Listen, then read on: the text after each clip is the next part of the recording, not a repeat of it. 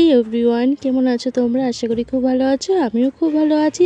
আজকে অনেকদিন পর তোমার সাথে একটি ব্লগ শেয়ার করতে চলে আসলাম। আমাদের আরংঘাটা মৎস্য ব্যবসায়ী কল্যাণ সমিতি থেকে জগদ্ধাত্রী পুজোর শোভাযাত্রার ব্লগ তোমাদের সাথে শেয়ার করছি।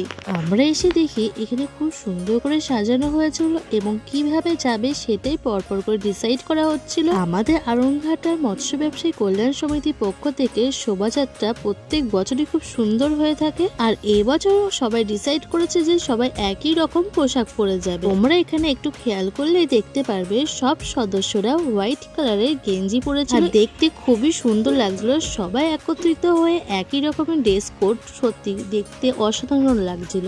আর ওখানে জগদ্ধাত্রী মায়ের ঘরটি খুব সুন্দর করে সাজানো হয়েছিল, তোমরা দেখতেই পাচ্ছ। আমাদের শোভাযাত্রা তো এখান থেকেই শুরু হয়ে গেল। আর এখানে দেখতে পাচ্ছ আমার বাবাও সেম ড্রেস পরেছে। ভিডিওটির সাথে থাকো, দেখতে থাকো আমাদের আরংঘাটা জগদ্ধাত্রী পুজোর শোভাযাত্রা।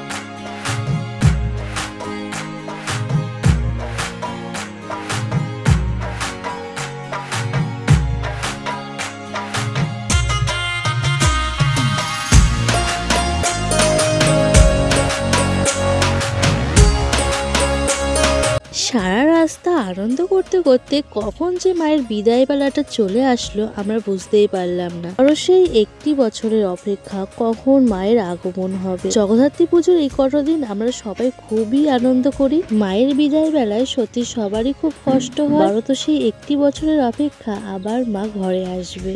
মায়ের কাছে শুধু এইটুকুই চাওয়া যে মা তুমিও নিজে খুব ভালো থেকো আর সবাইকে ভালো রেখো। আমাদের ভাসান দিতে দিতে অনেকটা রাত হয়ে গেছিল আর এখানে লাইটের খুব প্রবলেম ছিল। আমাদের আরংঘাটা মৎস্য ব্যবসায়ী কল্যাণ সমিতির শোভাযাত্রা তোমাদের কেমন লাগলো অবশ্যই কিন্তু আমাকে কমেন্ট করে জানিও। জগদ্ধাত্রী মায়ের ভাসান দেওয়ার পর আমরা সবাই মিলে চলে গেলাম আমাদের জগদ্ধাত্রী মায়ের পুজো মণ্ডপ। দেখতে পাচ্ছ এখানে সবাই আমরা চলে এসেছি। তারপরে আমরা এখানে বসে গল্প করছিলাম যে এবছর শোভাযাত্রাটা খুবই সুন্দর হয়েছে। আর এখানে দেয়া হচ্ছিল বিসর্জন উপলক্ষে সবার জন্য মিষ্টি। তোমাদের কেমন লাগলো আমাদের এই শোভাযাত্রাটা অবশ্যই কমেন্ট করে জানিও। দেখা হচ্ছে তোমার সাথে নেক্সট ভিডিওতে। টাটা।